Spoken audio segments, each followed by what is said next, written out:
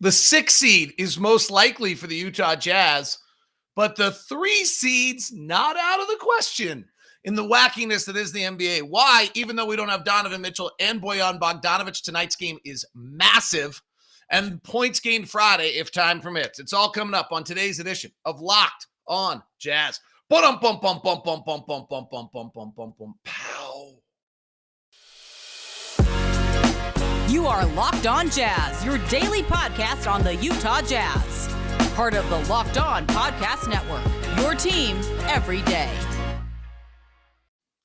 Hi, I'm David Locke, radio voice of the Utah Jazz, Jazz NBA insider. This is Locked On Jazz, your daily podcast on the Utah Jazz, giving you insight, expertise, geeky numbers, and hopefully making it way better to be a Jazz fan each and every day. Today's episode is brought to you by PrizePicks. Check out prizepicks.com. Use the promo code NBA to go to your app store and download the app today. PrizePicks, daily fantasy made easy. Thanks very much for making Locked On Jazz your first listen of the day. We are free and available on all platforms, including YouTube, where you can hit the subscribe button, hit the bell as well to be notified when we go live, and follow us on all of your podcast providers because we are free.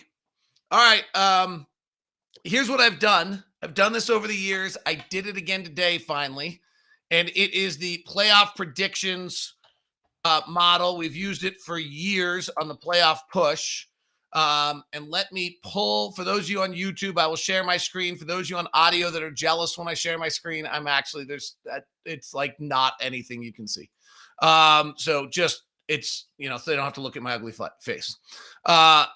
Here's what I've done. I've gone through every single game left this season for the Warriors, the Jazz, the Nuggets, the Mavericks, and the Wolves.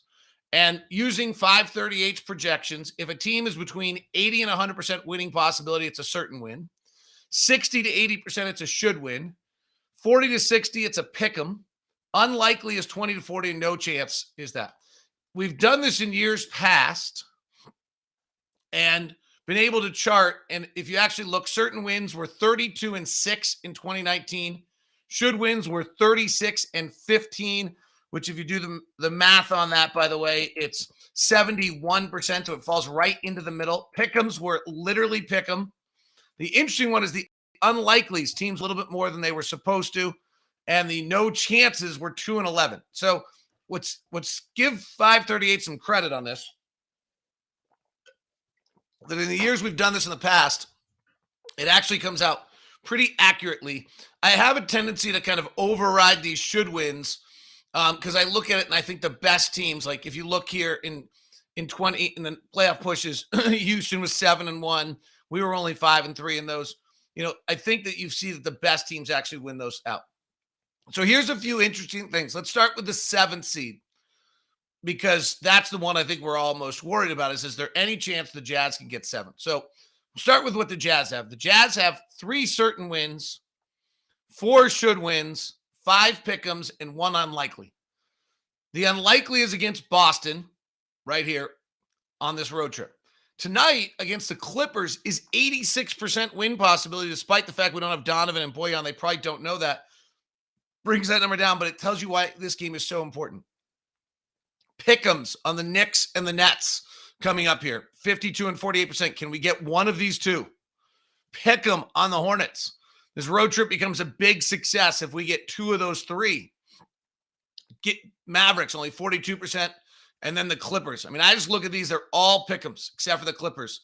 Can we find a way on this 6-game road trip to grab 3 games somehow, going 4 and, we'd have to go 4-1 on the pick'ems to get 3 games, which is hard. Can we get 2? Can we get one of the Knicks, Nets? Can we get one of the Hornets, Mavericks, Clippers? We'd be a little behind. Then we come back, play the Lakers at 89. The Warriors, big matchup. It's a pick 'em. Grizzlies, strangely, is a 68%. It's at home for us. And then easy Thunder, Suns, and then Blazers to close it out. So from a Jazz standpoint, I look at this and I say, all right, we currently are sitting as the Utah Jazz at 43 wins. We should win all of our certains. That includes tonight. These come out to about 70%. So let's take 3 here for our should wins. We're down to 6. On our pick'ems, If we're generous, we give ourselves 3. That gets us 9 wins. The rest of the way, that gets us to 52. If we're not generous, it gets us to 51. And I had projected us to 51. Okay? So that's where I am with the Jazz. The first question is, can Minnesota, if we're at 51 with 13 games left, go 10-3? And the answer to that comes really fast and really early with Minnesota. Minnesota's next games are Milwaukee, Dallas, Phoenix, Dallas, Boston, Raptors, Denver. The next 7 games for Minnesota, if they somehow pull off a 5-2, 6-1, 5-2, something like that, duck and take cover, because now the 7th seed is in play. Because they will not lose again in the month of April after that Denver game. They've got 4 soft ones to close. They just have 7 brutal games in a row here. So Timberwolves, by the way, they played Dallas twice and they played Denver twice. I don't know who we're rooting for in these games because of the fact that we got to make sure we don't fall to 7. And I think, quite frankly, on that estimate of us getting to 51, there's some, I don't think it's outlandish that we get to 50, and I don't think it's outlandish we get to 49. Just with this, there's a lot of pick'em games in there, and we got some guys banged up. So first thing to watch here in the playoff race coming forward is Minnesota's upcoming stretch. Milwaukee tomorrow night, Dallas, Phoenix, Mavericks, Celtics, Raptors. 7 games. If they go 5-2, look out. They go 4-3, and then they win their remaining 4. They're at 8. They get to 49 wins. We should be able to get to 50. We better get to 50. If we don't get to 50, this gets tight. Now, the other side of the equation is the Warriors without Steph Curry. So if you looked at the Timberwolves, by the way, 2 certains, 3 shoulds, 3 picks, 3 unlikelies. Let's give them the 2 certain wins. Give them 2 should wins, 67%. That's about right. Let's give them 2 pick 'em wins, too. A lot of pressure. They got to play. They want to play. So they're at 6. We give them one of these. That's 7. So then Minnesota ends at 48 on our projection. But as we said, in this next stretch, they could very easily bump that number to 50 with a few surprises. Let's flip it the other way and look at Golden State, who just lost Steph Curry for the rest of the season. The computer models don't love Golden State because they're not playing particularly well right now. So let's look at Golden State for a second. And with Golden State, their overall is they have no certain wins. 3 should wins, 5 pick'ems, 3 unlikelies, and 1 no chance. There are no chances of back-to-back in Memphis.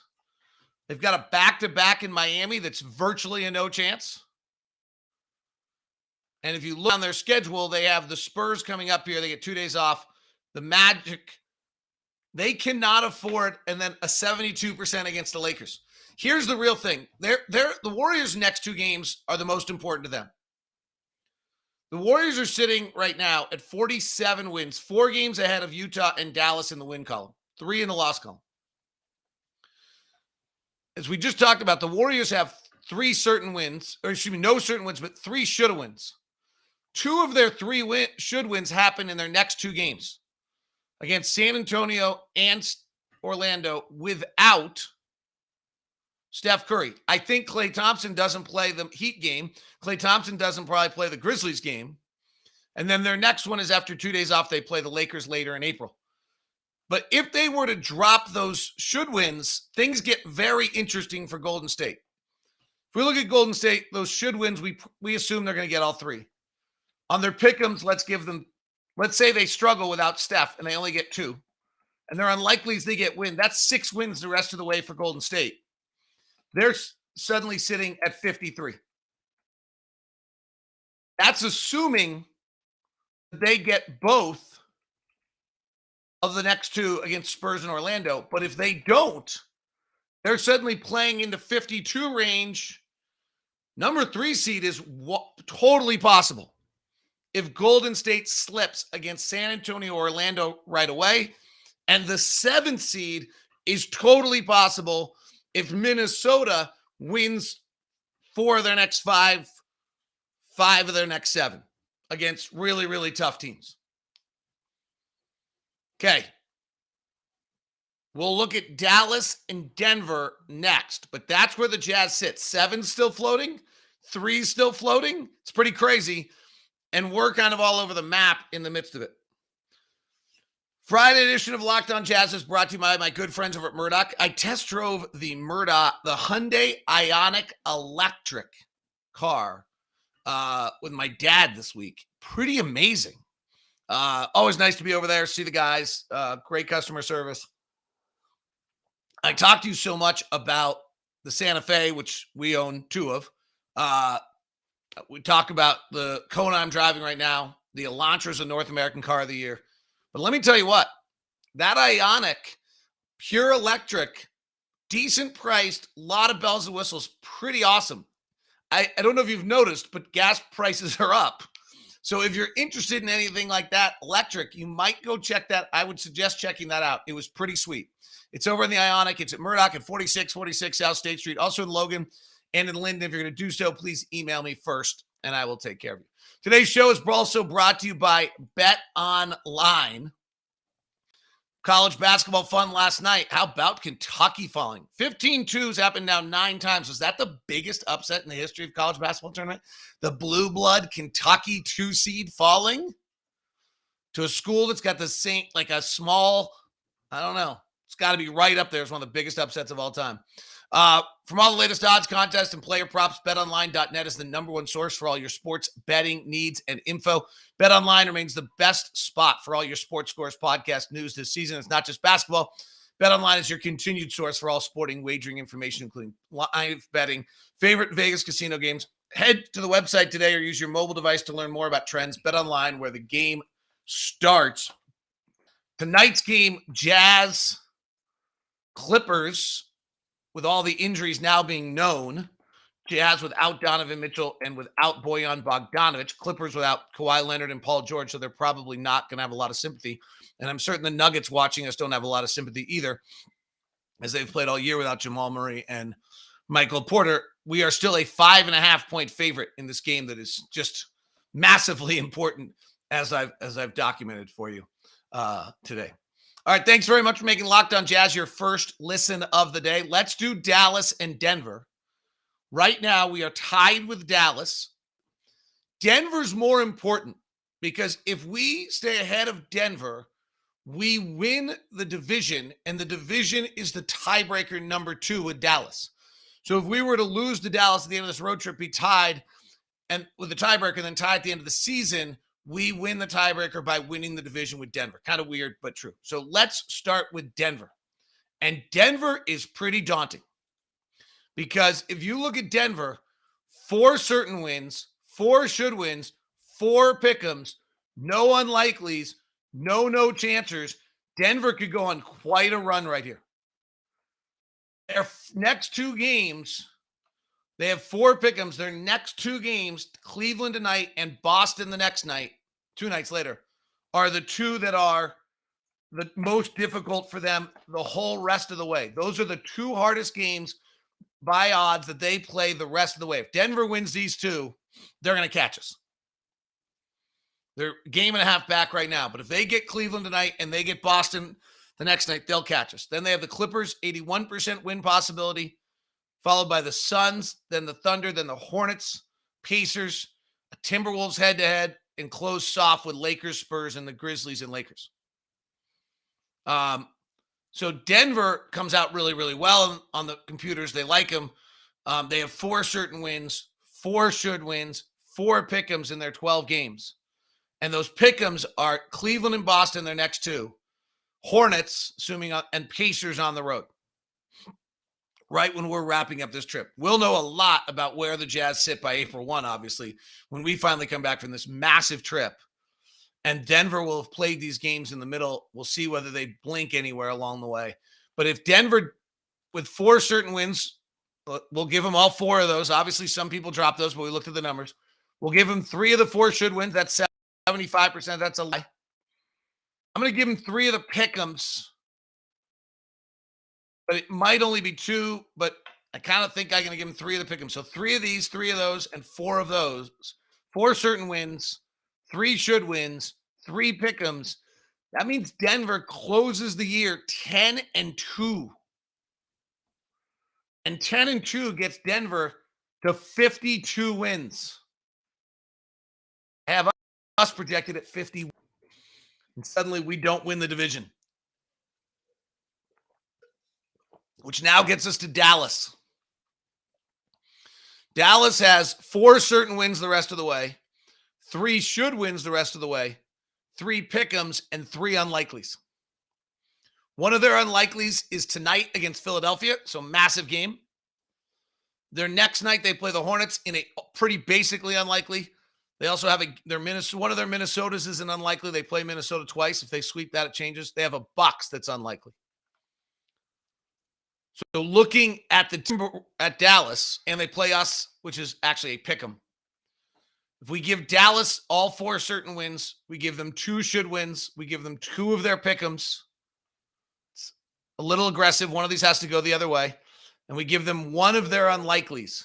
Their unlikelies are Philadelphia, Minnesota, and Milwaukee. Pretty hard to get any of those. But if we give Dallas 4 of their certains, 2 of their should-haves, give them 2 of their pick'ems, and 1 here. So 3, 5, 4, 9 more wins for Dallas. Puts Dallas at, I actually had 8 wins for Dallas. Sorry, I wasn't that aggressive. 8 wins at 51. The way this comes out, Warriors at 53, Denver at 52 in the 4 seed, Dallas and Utah tied at 51. I think Dallas would have the tiebreaker at that point because we tied, but we didn't win the division. And then we would go to conference record, and they're 30-15, and we're 28-15. I think by the time we're done, they would have that advantage. And then Minnesota still holds at 48. So it feels as though the most likely in not likely is now 3-6 for us. Facing the Warriors in the first round of the playoffs. Steph Curry either back or not back, not clear.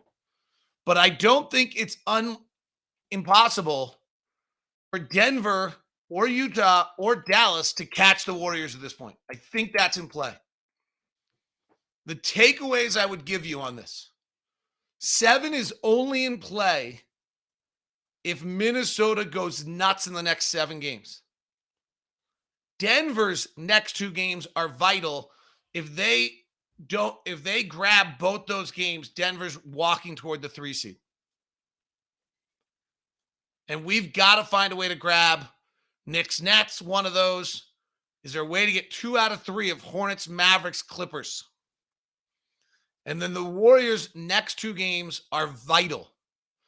If they do not win both their next 2 games, the 3 seed is really wildly impossibility. So immediately, Warriors next 2, Wolves next 5 or 6 plays, and then Denver with a really soft schedule the rest of the way. If they play well right away here, they're really in play. So that's the best summation I can give you of where we sit in this playoff picture and what's going on. I'll take your questions, your thoughts. I might get to points gained. I want to touch on what's going on with the Clippers game tonight as well. But that is your massive playoff breakdown, basically vintage Locked On. You're not getting that anywhere else. Thanks very much for making Locked On your first listen today. Special hello to Kellen and Paul and Lee and Chad and Bryce and Cameron and Matthew and Derek and Ryan, and Dana. Hello from France. All there for you. All right. Today's show is brought to you by Athletic Greens. Look at this. I'm going to here's our next 2 sponsors. Here's a Built Bar wrapper and here's Athletic Greens. I'm not at least I'm telling the truth when I tell you I'm drinking Athletic Greens in the morning. It's literally in my thing, in my hand right here in my little This is not their super nice canister it comes in. I've used my own little canister. Theirs comes in a really beautiful, nice, fabulous canister. But I didn't do it. It's a special blend of ingredients for your gut health, your nervous system, your immune system, your energy, recovery, focus, aging, all those things. I literally just consumed it live on the show. It's good for any lifestyle, whether you're keto, paleo, vegan, dairy-free, gluten-free, air-free, whatever you might be. Contains less than 1 gram of sugar, no GMOs, no nasty chemicals or artificial anything. Still tasting good. Supposed to help sleep quality, mental clarity, all sorts of things for you. And it costs less than $3 a day. So you're investing in your health, and it's cheaper than the cold brew habit. I have that too. But I have the espresso habit. It's all-in-one nutritional insurance. Has over 7,000 5-star reviews. It's Athletic Greens. Go to athleticgreens.com/NBA network, and you will get a free 1-year supply of immune-supporting vitamin D and 5 travel packs with your first purchase. All you have to do is visit athleticgreens.com/NBA network. It's athleticgreens.com/NBA network. Take ownership over your health and pick up the ultimate daily nutritional insurance. Today's show is also brought to you by our friends over at Built and Built Bars. The new mixed flavor 12 box is available. It includes the churro puff and the coconut marshmallow puff for you. There's also the puffs mix box if you want just puffs. That was a coconut puff you saw right there. Mint brownie, peanut butter, cherry barcia, all the regular flavors. All the best at Built Bar. 130 calories, 2.5 fat grams, 4 net carbs, 4 sugars, 6 grams of fiber, and 17 grams of protein. It's built.com. Use the promo code LOCKED15 to get your Built Bar on. A bunch of people want to hear the skiing story. It's not that good a story, but I will have it for you here if I get a second. There are some of you I see in the chat room. You guys, bowler's like the best. Thurl's amazing, and I don't have any interest in doing TV. So just sync it. If you really want to hear me and Booner, which I appreciate and I admire, just sync the broadcast. But I love radio. I love the art. Love the art 100%. All right, let's Clippers game tonight. Here's the thing about the Clips. They have really, really had a hard time scoring this year. So when the Jazz tonight don't have all of their guys in Bojan and Donovan, the key is going to be, is Nickeil Alexander-Walker suddenly start? Are we suddenly starting Nickeil Alexander-Walker and Juancho Hernan-Gomez tonight? I think there's a real chance. How crazy is that? That we could actually start tonight the 2 players required. Little credit, by the way, to the front office. Joe Ingles, wonderful dude, still gives me a hard time every day. Wasn't winning us a game the other night on a torn ACL. There was zero chance that he was winning a game for us on a torn ACL. Nickeil Alexander-Walker and Juancho Hernan-Gomez contributed to winning a game for us the other night against Chicago. And so that trade not only saved a buttload of money, but got us 2 players that actually contributed, and the depth is way better than it would have been. So I think when you're seeing what you're seeing, tonight is, I think Juancho Hernan-Gomez and Nickeil Alexander-Walker could both start. And in fact, I think that's what we'll do. Like without Donovan and with Trent Forrest out, I think you start Nickeil Alexander-Walker because he actually can score it, and try to see if you can keep him to be somewhat in control and not have a really inefficient night. But the key here is the Clippers can't score. They're 26th in the league offensively. They're 19th in shooting, 19th in turnovers, 25th in offensive rebound, and 28th to get in the line. So this is a Gobert-Whiteside win game. If Rudy Gobert and Hassan Whiteside can control the paint, not allow the Clippers to get offensive rebounds and second chance, keep them off the rim, keep them out of transition. They're 14th in the league at forcing turnovers. They're 3rd in the league against the shot. We're going to have a hard time scoring tonight. The only thing they don't do well is rebounds. So can Hassan grab 2 or 3 offensive rebounds? Can Rudy go grab 2 or 3 offensive rebounds to perk up our probably not very good offense tonight without our 2 leading scorers? Can we have a great defensive night with Hassan Whiteside and Rudy Gobert patrolling the middle, while they try to spread us out and widen up the game and not give them rim shots and opportunities. This is a must-win game, as we just talked about, for the Jazz with the playoff situation if you want to avoid 6. Frankly, if you want to avoid 7, depending what happens tonight. All right, let's do a quick points gained as well, just as we're getting down the stretch on points gained. The number 1 points gained player in the league is still Nikola Jokic. Number 2 is Rudy Gobert. Number 3 is Giannis Antetokounmpo at 3.2. Jared Allen is at 3.1. Karl Anthony Towns 3.1, and Kevin Durant at 3.0. Pretty interesting to have 6 guys over 3 if you followed this before. Points gained, if you're new to this, is our offensive metric that evaluates offensive players in the NBA, ranks them based on the points they score above the league average with the possessions they use on a given night. So again, Jokic is number 1 in the NBA. Gobert number 2 at 3.5, despite only using 11 scoring opportunities tonight. Giannis at 3.2, Jared Allen 3.1, Karl Anthony Towns 3.1, and Durant now up to 3.0. LeBron, Ayton, Embiid, Robert Williams, Montrezl Harrell are the next 5. Big guys matter. We've talked about this a lot on this show. You guys are in on this. Kyrie Irving in 19 games is up to a 2.1. Sabonis is a 2.1. Okongwu in Atlanta is a 2.1. And then that's it for the 2s. The next set, just so you have it, because you can kind of think about it, and if you hear the guards' names, it's more impressive than the bigs. Harrison Barnes, Mitchell Robinson, Rashawn Holmes, Zach LaVine, Daniel Gafford, Jackson Hayes, dunkers. Cameron Johnson in Phoenix. That's why they're so good. Steph Curry. It's going to be a big blow for them to not have him for the rest of the season. Brandon Clark, Dwight Powell, Zubac tonight, 1.6. Trae Young, 1.5. Amazing. They're the number 1 offense in the NBA in some markings ahead of the Jazz recently. And then Mikal Bridges. And that's why Phoenix keeps winning without Chris Paul. Devin Booker, Mikal Bridges, Cameron Johnson, DeAndre Ayton, all well above average. How can they be winning without Chris Paul? Because their points gained still stay good. If you recall at the beginning of the year, I told you I thought Phoenix was just way better than everybody else. Quickly to wrap this, any questions coming in? Donovan is out tonight with a calf contusion. Probably, we're playing this kind of 3 games, 4 nights, 3 games, 4 nights, 3 games, 4 nights. Probably not the worst thing ever. It's an interesting comment. To lose home control in the playoffs would be really disappointing. To be the number 1 team in the regular season last year. Hope we can at least make it the 4. I don't disagree. On the other hand, I've heard so many people talk about how the regular season doesn't matter. My feeling was that 1 mattered this year. 1 through 6. 1 mattered, and then you better stay 2 through 5. We don't want 7. That would be disappointing. If you're 6 at this point, or 5 or 4, I almost feel like you kind of just played to get ready for the playoffs, and you better be able to win 2 road games. But I think the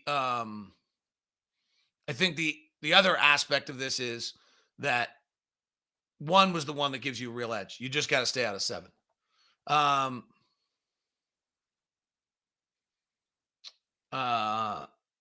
trying to check on anything else. There's